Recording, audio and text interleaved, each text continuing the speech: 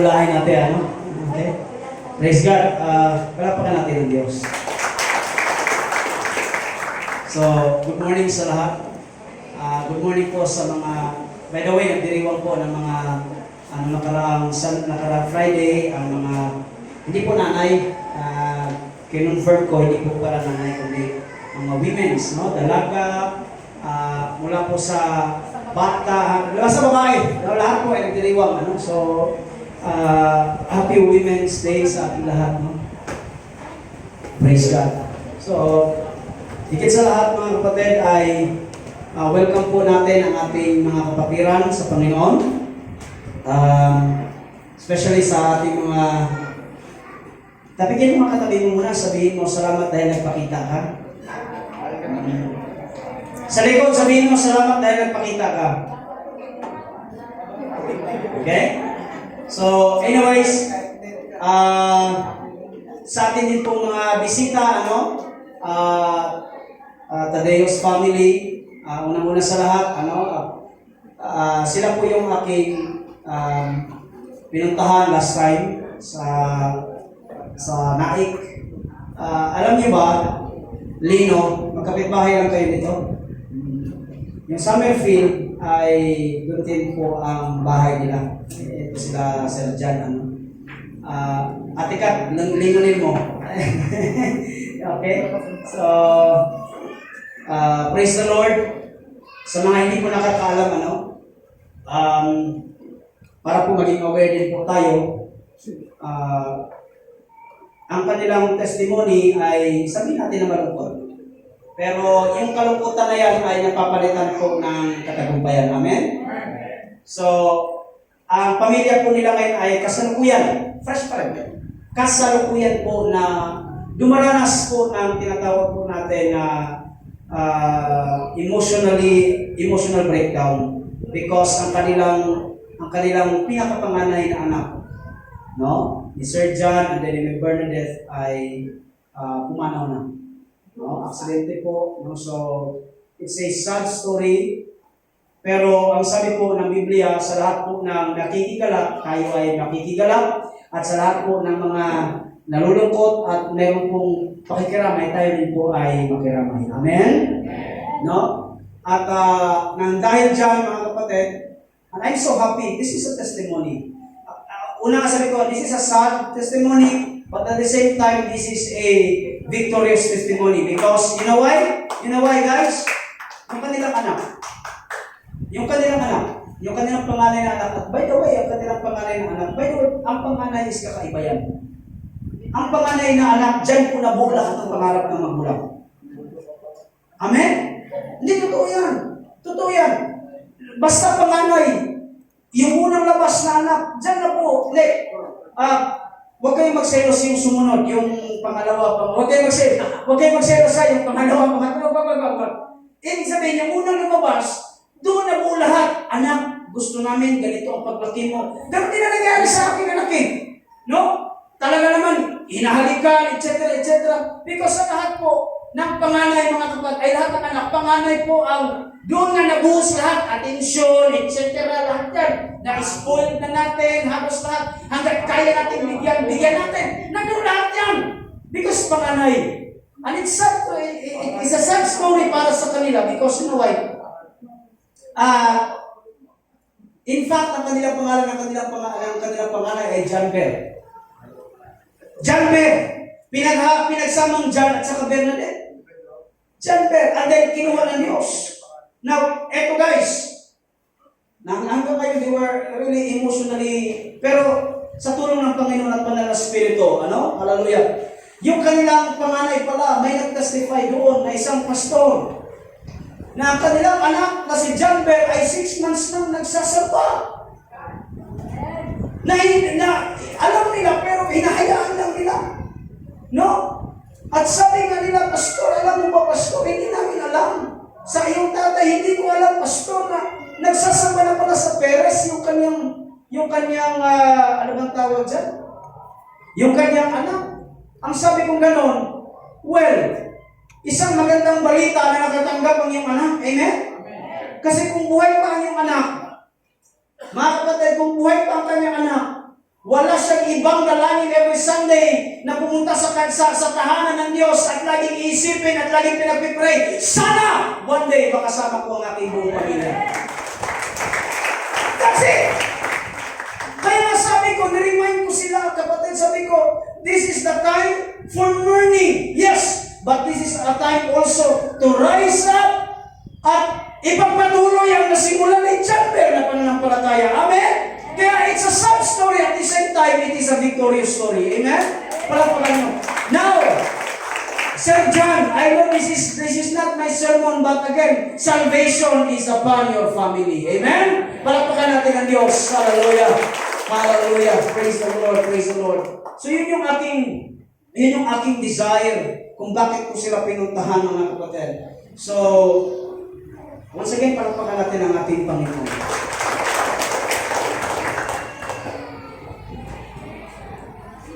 Hallelujah. My topic for tonight, I thought this morning, tonight na, no? Okay? Okay lang ba sa mga teens, young pros, pwede ba paki-off ang inyong wifi para makakonect po kami? At gusto namin mag-live. Makisuyo po ako, ano? Okay, hindi niyo po bayad yung wifi, okay? Praise the Lord. Buhay pa ba lahat? Buhay pa lahat? Okay, praise the Lord. Pakitapik ang katabi mo, sabihin mo, huwag mo muna akong istorbuhin. Sabihin mo siya, tabitin mo na siya, huwag muna akong istorbuhin. Nakapokus ako. Nakafocus tayo, mga kapatid, okay? So, my topic for today is encounter. Ate, ayaw. Pindutin mo na lang dyan, ate. Kapatid, sasapakan na yung mga bata sa taas. Check. Okay, yan. Okay. So, bilang paggalang sa salita ng Panginoon, pwede po tayo lahat tumayo. Okay. Meanwhile, Saul was still breathing out. Murderous threats against the Lord's disciples. He went to the high priest and asked him for letters to the synagogues in Damascus, so that if he found any there who belonged to the way. By the way, ang Christianity that time ay hindi po pangalan Christian. Ang pangalan that time is the way. Okay? The followers of the way. Whether men or women, he might take them as a prisoner to Jerusalem. As he neared Damascus on his journey, suddenly a light from heaven flashed around him. He fell to the ground and heard a voice say to him, Saul, Saul, why do you persecute me? Who are you, Lord? Saul asked, I am Jesus, whom you are persecuting, he replied. Now get up and go into the city, and you will be told what you must do. The men traveling with Saul stood there speechless. They heard the sound but did not see anyone. Saul got up from the ground, but when he opened his eyes, he could see nothing. So they led him by the hand into Damascus. For 3 days, he was blind and did not eat or drink anything. My topic for today is encounter. When you meet the God. Pwede ba tayo niyumukat ng langit? Panginoon, salamat po Diyos sa oras na ito. Tulungan niyo po ako Diyos, banal na Espiritu, na may bahagi po ito Diyos ng ayon Panginoon God sa iyong kasulatan, ayon sa iyong revelasyon o Diyos. Lord, tulungan niyo rin po ako God to deliver this word with power o God. At ang lahat po ng makakarinig nito o Diyos, may encounter o God, hallelujah, ang iyong pangalan. Salamat po Diyos. Ito po ang aming dalangin sa pangalan ni Jesus. Everybody says, Amen and Amen. Makaupo na po tayo lahat. Okay? Praise the Lord. Hallelujah. So my topic for this very morning is encounter. Encounter. Now, ang encounter po, this is taliwas po ang encounter sa halos ginagawa po karamihan ng mga churches. Okay, I can say this with boldness, with the truth. Na yung word na encounter minsan ay pinagsasabihan ng mga kabataan or not only kabataan but members na hala, mag-encounter tayo para ma-encounter natin si Lord. But the truth is, it's not about you encountering God, but it's about God encountering you. Can I hear amen? Ang problema ng mga churches, again, hindi po ito mali. Hindi ito mali, pero nakaka-stress ito na maraming mga simbahan na nagpapagawa ng tinatawag natin na encounter retreat. Again, walang problem dito. Maaaring kayo ay nakaranas na nito. Yung nagpapa-encounter ang church. But again, the true encounter, kasi sa encounter guys, papaiyakin ka. Sa encounter guys ay, tanong ko sa inyo, after the weeping, pagkatapos ng iyak, what's next? After revival, after pag-iyak, anong sunod? Masaya kung very good. Pero ang problema, ang totoong na-encounter ang Diyos, hindi lamang nakabase sa pag-iyak, sapagkat ang tunay na na-encounter ang Diyos, may pagbabago sa buhay. Hindi feelings. Hindi feeling dahil nga lang madilim yung lugar. Yung cross lamang ang pinailaw. At may nakalagay na Jesus. At sinabi, kung ikaw ay may kasalanan, isulat mo, sunugin. Wala pong problema dyan. That is what we call pag-revive. Pero ang tunay na na-encounter ng Diyos ay hindi dapat gawa ng tao. Kasi ang tunay na encounter, hindi ikaw ang lumalapit sa Diyos. Ang tunay na encounter, ang Diyos ang lumalapit sa iyo. Palapakan niyo nga ang Diyos. That's the word encounter. Kaya nga marami sa atin, sorry to say, maraming mga kabataan na grabe ang encounter sa Diyos, pero sila yung mga napo-fall into sin. Come on church, hear me out, amen? So guys, encounter when you meet thy God. When you meet thy God. Okay? But before that, who is Saul? By the way, wag kayong malito. Si Saul is, of course, the king of the Jews. The first king. Pero si Saul, guys, is also a Pharisee. Si Saul is si Paul. Yung Saul na kilala nyo, yung Paul na kilala nyo, that's also Saul. Saul siya nung hindi pa siya nakatanggap kay Jesus, at naging Paul siya nung tinanggap niya ng Panginoon. Amen? Can I hear amen? Kaya sabi ko sa'yo, magbabago pati pangalan mo eh. Hallelujah. Paano ko nalaman? May isang palahubog ba? Palainom. Okay. Sorry for my word palainom. Nung siya ay wala pa sa Diyos, ang tawag, okay? Ang tawag sa kanya mga kapatid ay, nandyan ba si Kulapo? Kulapo. Ang tawag, Drunken Master. Hindi ba, Drunken Master? Kasi Kulapo, Bino Kulapo ba? Nay. Bino Kulapo. Grabe kayo mo yung Bino Kulapo. Kasi yun ang kanyang trademark.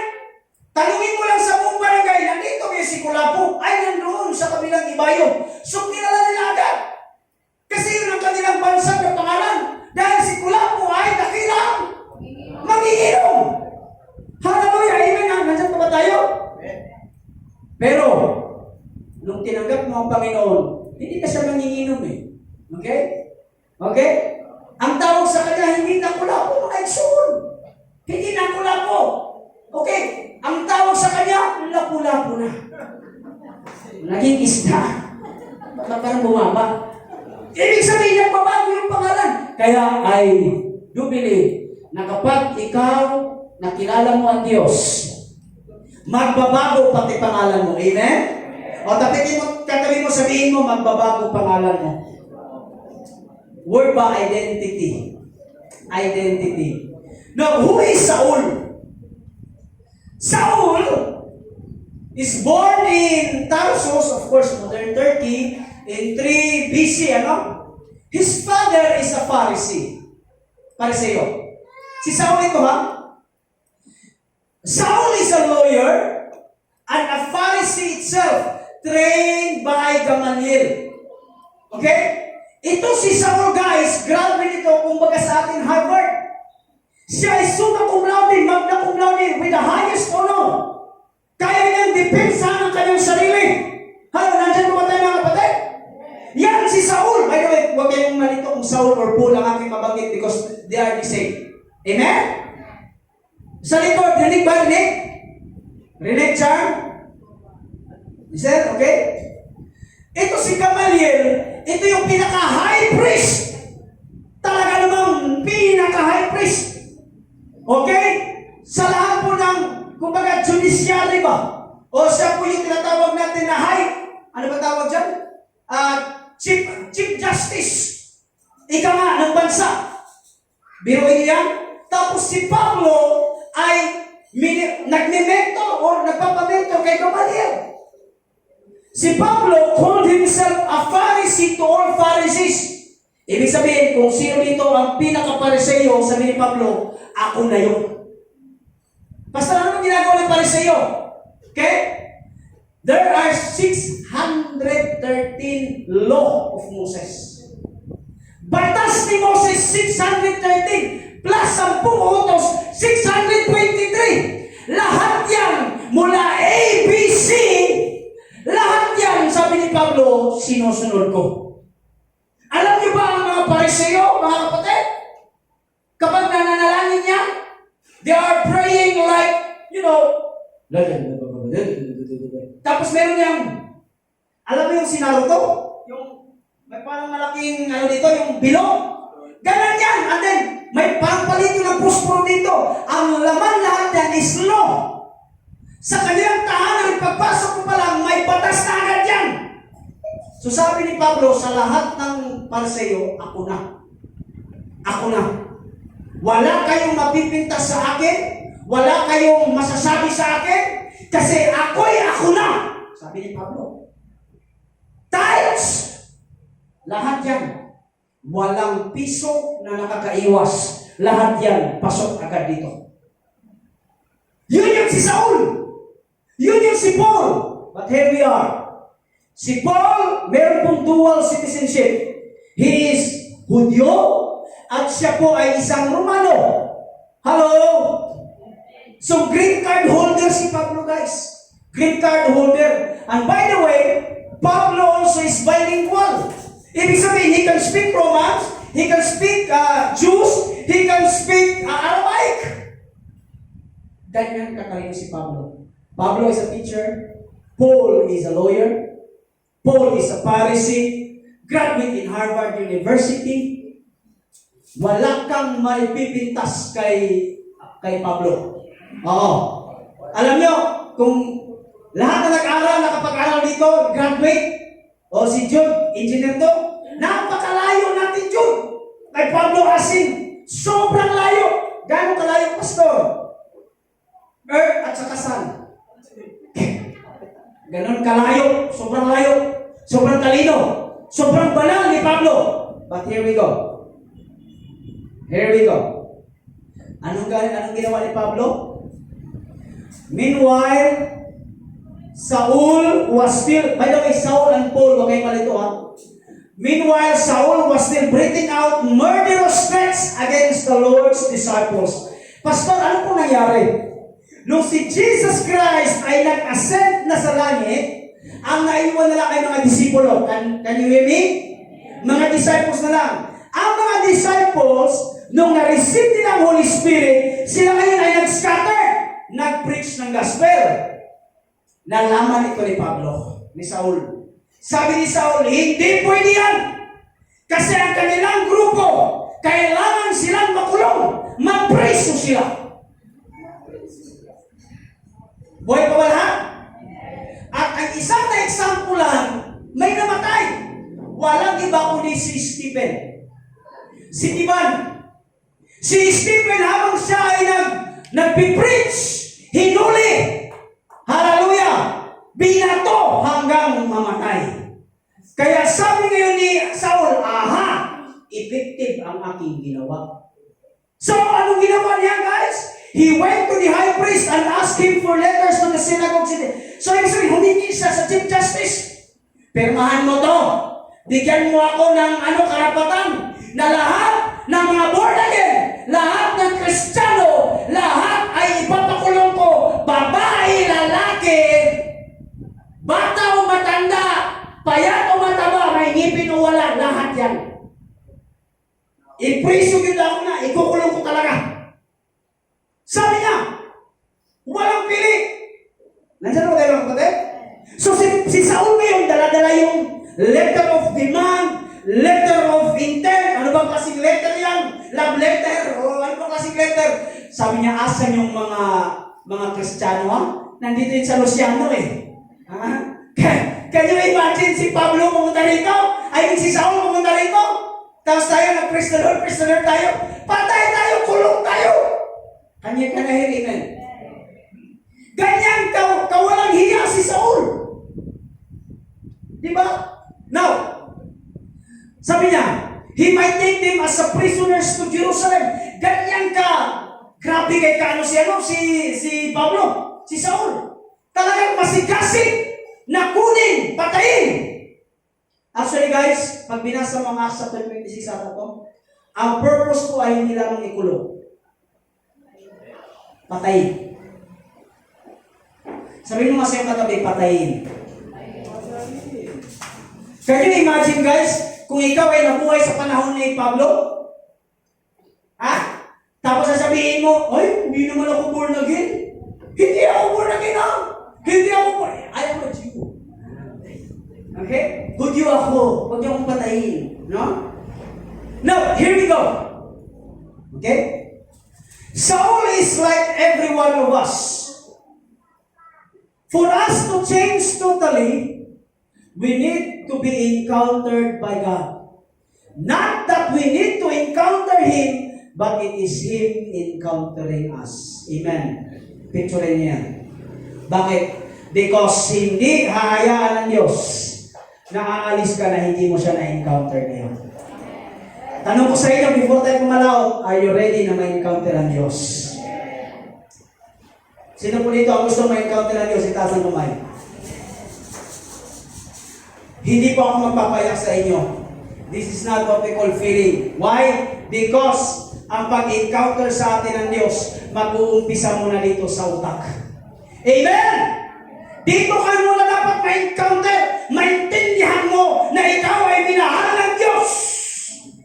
Na ikaw ay pinili ng Diyos. Na yung nararanasan mo ngayon ay may dahilan ng Diyos. You need na ma-encounter mo ang Diyos. Amen. Sabihin mo ang katabi mo, be ready. Come on church, kaya sabihin mo, be ready. Glenn, wag kang mahiya na tapikin si Chuck. Glenn, wag kayong mahiya na tapikin si Chuck. Dalawa kayong Glenn dyan. Ha? Praise the Lord. When we encounter God, ano ang nakapaloob sa encounter? When we encounter God, kapag na-encounter na natin Diyos, ano ang nakapaloob dyan? Number one, God will introduce Himself first. First of all, ini-introduce niya kanyang sarili. Why? As he near Damascus, so si Saul ay ready na. Nasa na? Nasa na ang mga born again dito? Nasa na? From Jerusalem, the center of temple, pumunta siya sa Damascus, kasi nandun ang maraming born again, nandun ang maraming Kristiyano. As he near Damascus in his journey, suddenly a light from heaven flashed around him. So habang siya naglalakad, may biglang liwanag na nagpakita sa kanya. When you encounter God, magpaparanas mo na kung sino siya sa buhay mo. Amen? Can I hear amen? Kailangan yung maranasan ng Diyos. Pastor, bakit? Light from heaven. By the way, base sa aking pagpananaliksik, si Pablo hindi niya na-meet personally si Jesus Christ. Although halos kasabayan lang sila ng edad. You know why? Because Paul was busy studying in Rome, in Greece. Nandiyan po tayo kapatid? And bringing the kingdom of God in Israel. Alam lang yan na meron parang isang union. Okay? Parang meron isang grupo na talagang namumuo sa Jerusalem. At ang tawag sa kanila ay hindi pa Christianity kundi followers of the way. Basta bakit followers of the way? Tagasunod ng way. Why? John 14:6, Jesus said, I am the way, the truth, and what? The life. Mga kapatid, so ano yung sinasabi dyan, mga minamahal kong kapatid, na he will encounter first. Bago mo ma-encounter ang Diyos, magpapakilala muna siya sa iyo. At hindi dapat ikaw ang magpakilala sa Panginoon because hindi ka pa magpapakilala. Kilala ka ng Diyos.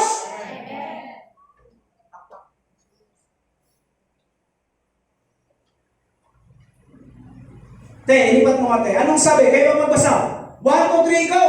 Jesus Christ was like the light, rays flashed from his hand, and there revealed his power. Next. Again, Jesus spoke to them, saying, I am the light of the world. Whoever follows me will not walk in darkness, but will have the light of life. Itong laser, of course, hindi ko tatawag sa mga mata ninyo. Sinubukan ito sa kagabi. Nabulag ako mga 5 segundo. Ito ba? Totoo. Laser. Ayan, laser. Nakita nyo laser sa taas. Ayan. Ayan, laser. Yes po, yes. Tinay ko ito kagabi sa aking mata. Sabi ko sa 5 segundo ako na wala ng paningin. At ang nakita ko ay pula lamang. Sabi ko, bakit ganun? Can you imagine?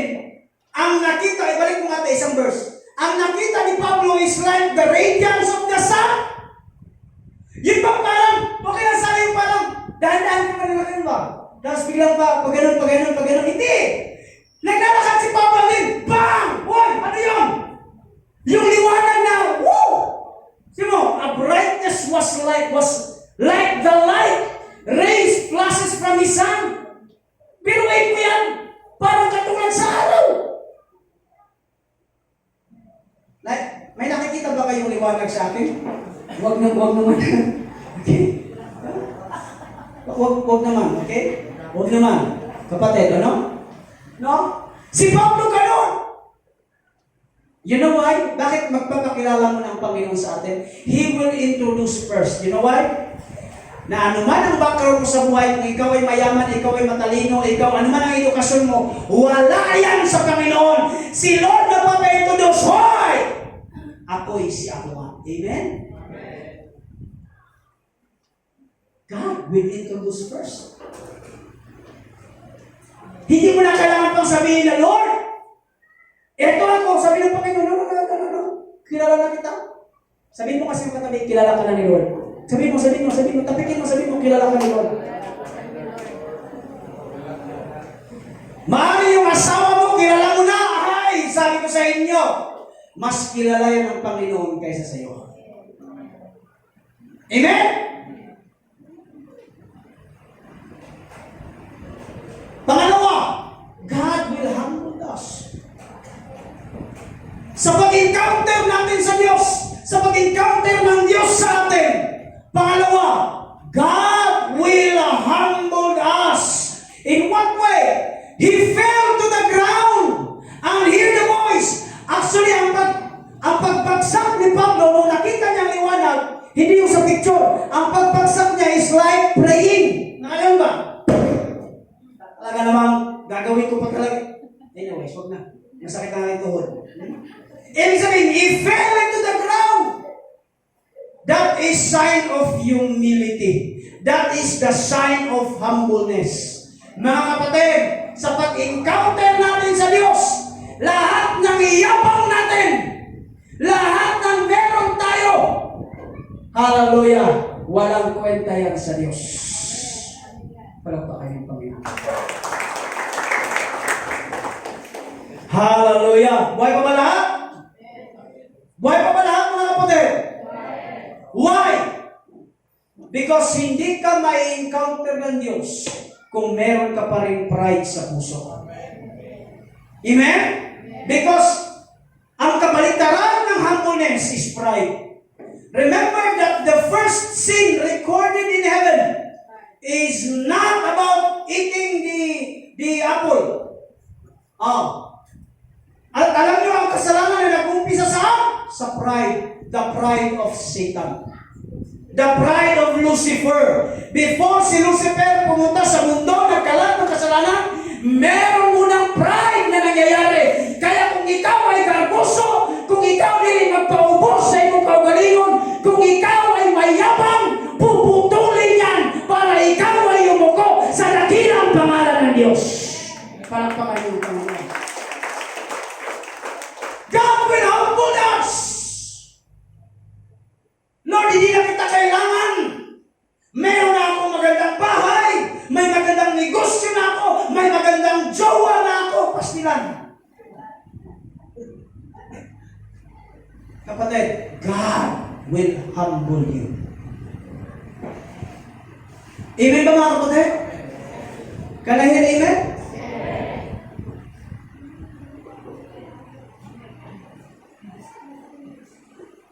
Pwede bang sa likod napikit mo sa'yo magpakumbaba ka sa harapan ng Diyos? Pangatlo, God called us by names. Tingnan yung versikulo. He fell to the ground and heard a voice say to him, Saul, Saul, why do you persecute me? Before ko i-elaborate yan, sino ang persecute ni Saul? Sino? Sino? No, hindi si Jesus. The followers. So can we accept the reality na kapag inaway mo ang body of Christ, inaway mo si Lord? Oo, parang walang gusto mag-amen. Ulitin ko wala nang pakialam si Saul kay Jesus. Jesus is nowhere to be found. Ang kanyang target ay mga born again. But look at the answer of Jesus Christ. Who are you, Lord? Sabi niya, Saul, Saul, why do you persecute me? See? At can we accept the reality? Look at the verse. Himay-himayin ninyo. Sabi ni Jesus, Saul, Saul, why do you persecute me? Ibig sabihin, pinersonal ng Diyos. You know why?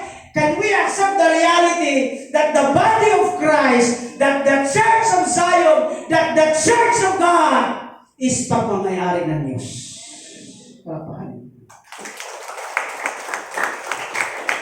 So when you persecute the church, you are persecuting who? Jesus. Kaya isa pong malaking pagkakamali na pinersecute mo. Hallelujah. Ang simbahan. Binabato mo ang simbahan. Nag-present worship dito, nagtapat ka ng video dyan. Pastilan. No? Tapos ang kanta, kay rami ng winasak na tahanan. Lagi yan sa Capitol Hills. Sa inyo din? It's a tie. Hindi lang ate, meron pa kanta na hindi ko alam bakit ganun lagi ang kinakanta. Alam ko talaga na matandang kumanta eh.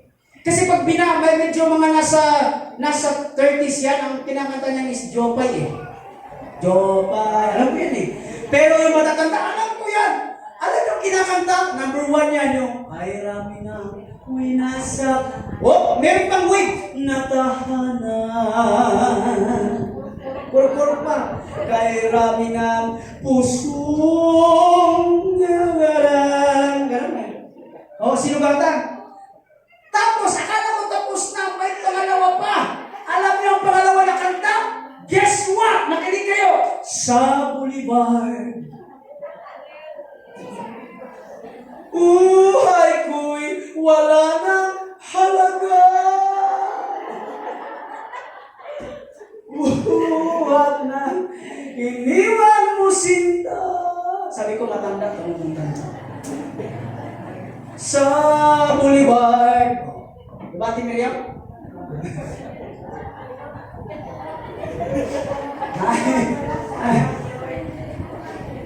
Nasa ba tayo mga kapatid? When you persecute the body of Christ, you persecute Jesus Christ. Amen? Amen? Now, here we go. Dito ako nakapansin. God calling the name Saul, Saul twice. Kapag ikaw ay i-encounter ng Diyos, God will call you not only by name but call you personally. You know, nung tinawag ng Diyos si Moses, tinawag ng Diyos ang pangalan Moses, Moses. Nung tinawag ng Diyos si Abraham, Abraham, Abraham. Nung tinawag niya si Elijah, Elijah, Elijah. Nung tinawag niya si Saul, ang tawag niya is Saul, Saul. Why? It's not more on calling you by name, pero tinatawag tayo ng Diyos with intention and with personal emotion. Amen? Amen? Now, let me tell you guys, sa mga bisita natin, God called you personally. Palakpakan niyo.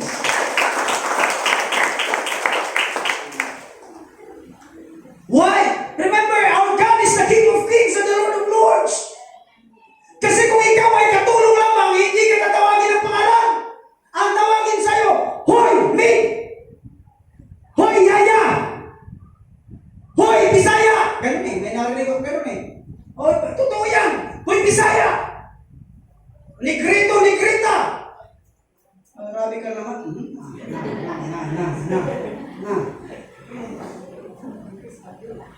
Pero look at the King of Kings and the Lord of Lords, Jesus Christ, calling Saul by his name. Saul, Saul, why you persecute me? Amen? Pwede ko bang sabihin sa inyo guys na every time na kayo ay nahihirapan, every time na kayo ay nasa kagipitan, every time na wala kayong malapitan, can I remind you na tinatawag kayo ng Diyos sa inyong pangalan? Palakpakan niyo nga sila.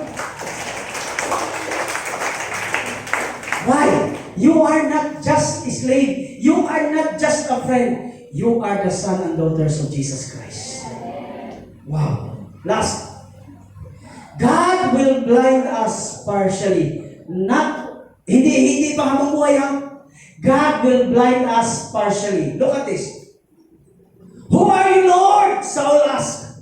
By the way, yung Lord na yan, ibig sabihin, hindi po yan Lord na Savior or Lord na God. Sa Grego po niya na Lord is like a master. Sino kayo master? Ibig sabihin, nakasalubong niya na mas higher pa sa kanya. Amen? Sabi niya, I am Jesus whom you are persecuting. He replied, now look at this. Now, get up and go into the city and you will be told what you must do. The men traveling with him, yung kasama niya, stood there speechless. Sabi niya, anong nangyari sa master natin? Why? They heard the sound, but they did not see anyone. Next verse. Saul got up, nung bumangon na siya, but when he opened his eyes, he could see nothing. Bulag pansamantala si Pablo. So they led him by the hand into Damascus. For 3 days, he was blind and did not eat or drink anything. Kapag i-encounter tayo ng Diyos, listen to this. Bubulagin muna tayo ng ating Panginoon. Basta ano yun? Literal, hindi. Ibig sabihin, gusto ng Diyos na hindi mo makita ang iyong sarili. Gusto ng Diyos na makita mo muna siya. Amen. Kasi kung hindi bulag si Pablo, magre-rely siya sa kanyang sarili. Pero dahil bulag siya, nagre-rely siya kung ano ang sasabihin ng Panginoon. Amen! Kasi ang sabi din ng Panginoon, huwag kang aalis sa Damascus sa iyong pagkabulag kasi may pamadala ko. Amen! God will blind us partially. You know why? Para hindi mo asahan ang iyong sarili. Nandiyan po tayo mga kapatid? Patay ng amen. Okay? Bakit? Kailangan. God will blind us partially. You know why? So that you will not rely on yourself. So that you will not rely on your work. So that you will not rely on your salary. So that you will not rely in educational status. So that you will not rely on yourself. You will total dependent to the Lord Jesus Christ. Palakpakan niyo sila.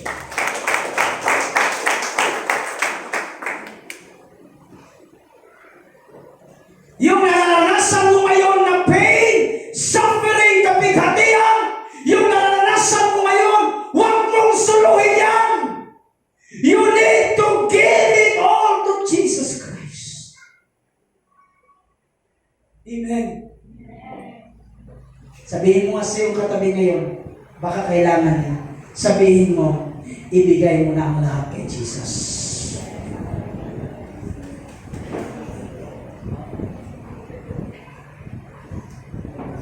Tapigin mo with love, sabihin mo, ibigay mo na lahat kay Jesus. Come on, church!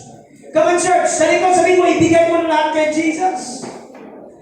Woo! Kung ang mama mo kasama mo ngayon, ang papa mo kasama mo ngayon, sabihin mo, ibigay mo na lahat yan kay Jesus! Hallelujah! Kung ikaw ay may utang, may suffering, ibigay mo na kay Jesus. Lord, I cannot do it anymore! I don't know what to do!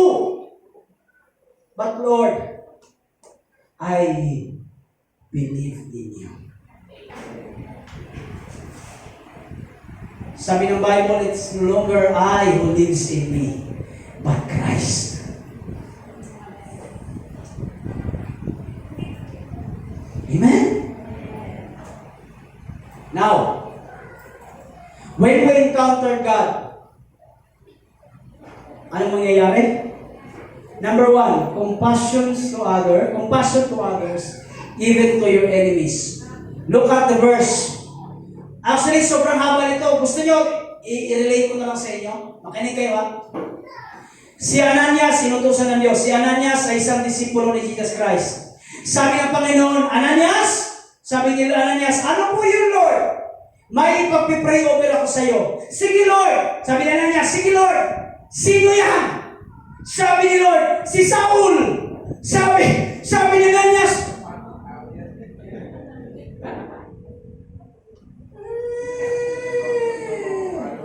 teka, Lord. Teka.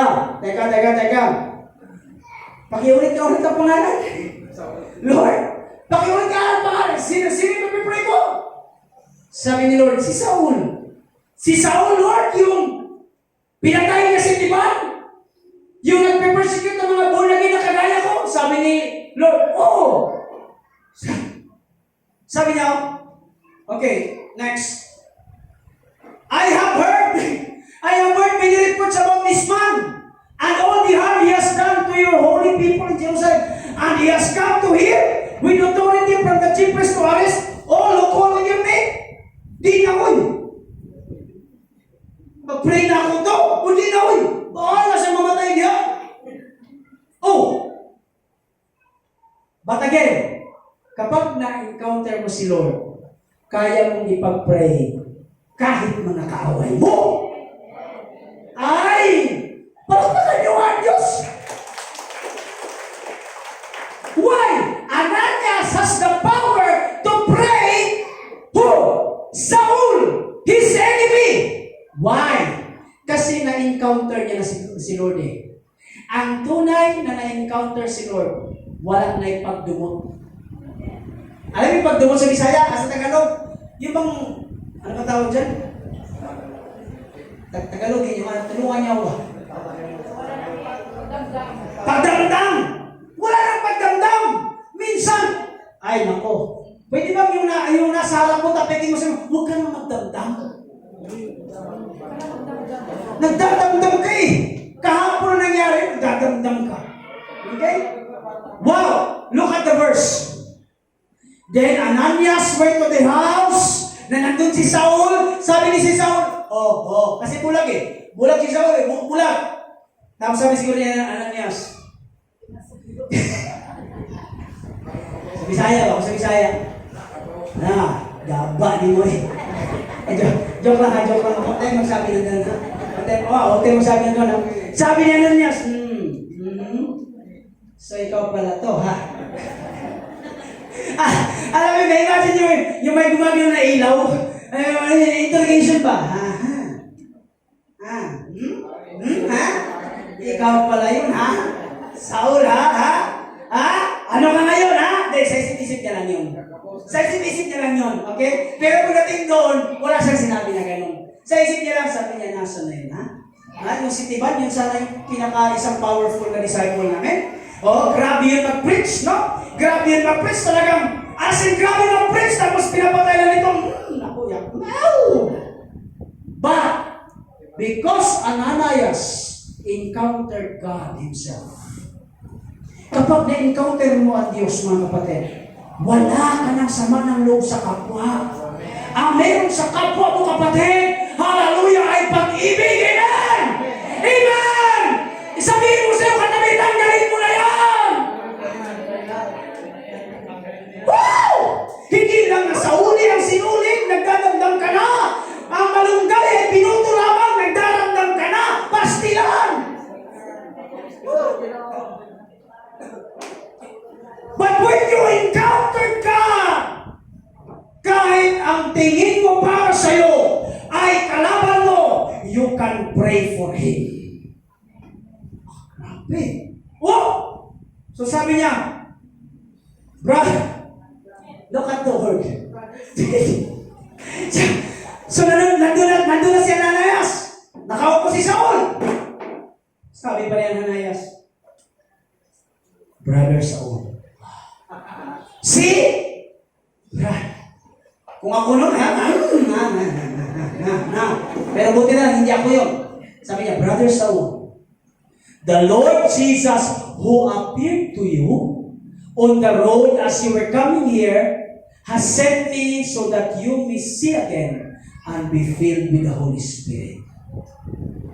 Immediately, something like scales fell from Saul's eyes and he could see again. He got up and was baptized. Palakpakan niyo siya. Hindi mo alam, maraming maboborn again at magpapabautismo kung ang ino-offer mo sa kapwa mo ay hindi po hatred kundi pag-ibig. Ay, naku, amen! Wala nang sisihan! Huwag mo nang sisihin ang sarili mo! It's time to spread the love of Jesus Christ. Pero baka naman mo. And after taking some food, he regained his strength. Saul spent several days with disciples in Damascus. Dito ako magtatapos. Okay? Saul sharing gospel of Christ. Before niya na-encounter si Lord, anong ginawa niya? Anong gagawin niya? Bitbit niya ang sulat para may otoridad para i-persecute ang mga born again. Amen? Pero nang na-encounter niya ang Diyos, nabaliktad ang lahat. Anong nangyari? Look at the verse. Dito ako magtatapos. And after taking some food and regained his strength, Saul spent several days with the disciples in Damascus. At once, he began to preach in the synagogues that Jesus is the Son of God. But anyone use? Alam nyo, here's the catch. Here's the catch.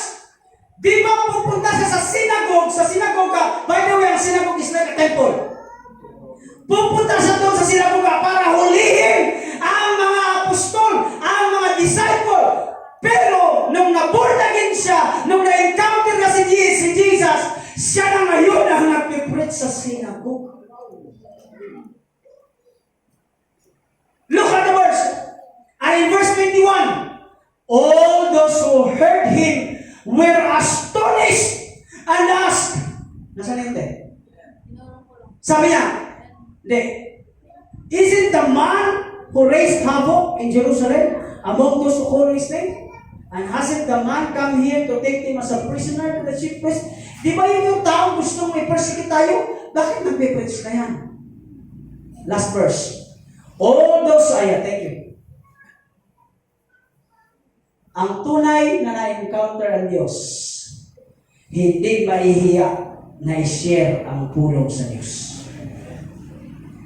Kapag ikaw ay na-encounter mo si Lord, kaya mong ibahagi ang salita ng Panginoon sa kapwa mo. Amen. Now, dito ako magtatapos. Dito ako magtatapos. Sino dito ang gusto ma-encounter si Lord? Itasan. Yung totoo ba? Sino dito ang gusto ma-encounter si Lord sa buhay nila?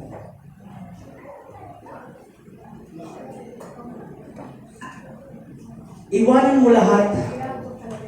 Iwanan mo lahat ng meron ka. Yung iyong pain sa iyong family, iwanan mo yan. Anong iwanan, Pastor? Limutin, hindi.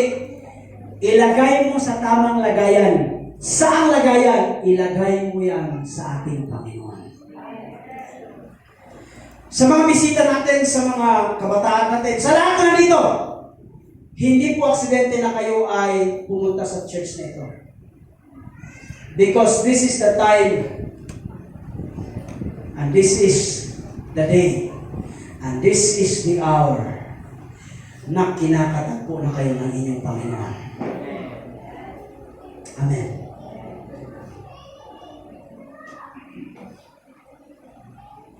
Mga kapatid, hindi po ako naniniwala sa encounter na puro iyak. Sorry. Kasi ang tunay na encounter, nagbabago at merong pagbabago sa sarili. Amen. Once again, sino ito ang gusto ma-encounter ang Diyos? Kung gusto ma-encounter ang Panginoon, can you please raise your right hand?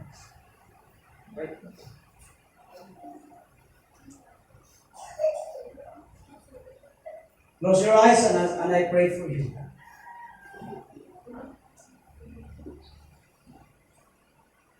Lord, here I am, Lord. Here I am, Lord. Here I am, Lord. Speak to me, Panginoon. I am listening, O Diyos. Sa panahon, God, na kami ay nagsasuffer, na nagtatanong, Lord, bakit ako? Why me, Lord? Thank you. Salamat, Panginoon. Dahil ipinaranas mo sa amin, O Diyos, sa kabila ng pain, tragedy, O God. Sa kabila, O Diyos, ng aming pinagdaraanan ngayon, O Diyos. Pinagdaraanan namin, O God, sa financial. Pinagdaraanan namin, O Diyos, emotional. Pinagdaraanan namin, O Diyos, physical, O God. Pinagdaraanan namin, O Diyos, spiritual, O God. Thank you, Diyos, dahil tinatagpo niyo po kami, O God. Lord, thank you. We take this kind of situation as a blessing, Panginoon. Blessing, O God, na mas makilala ka, O God, upang kami din po, Diyos, ay maging kagamit-gamit mo para sa iyong iglesia. Lord, ang lahat po na nandito, Diyos, I pray in the name of Jesus. Hayaan niyo po, God, na ma-encounter mo sila, O Diyos, ayon sa kanila, Panginoon God, na mga pangangailangan. Holy Spirit, thank you for embracing us. This is my prayer in the name of our Lord Jesus. Amen. Palakpakan natin. Okay, hallelujah once again. We give our clap offering to the Most High.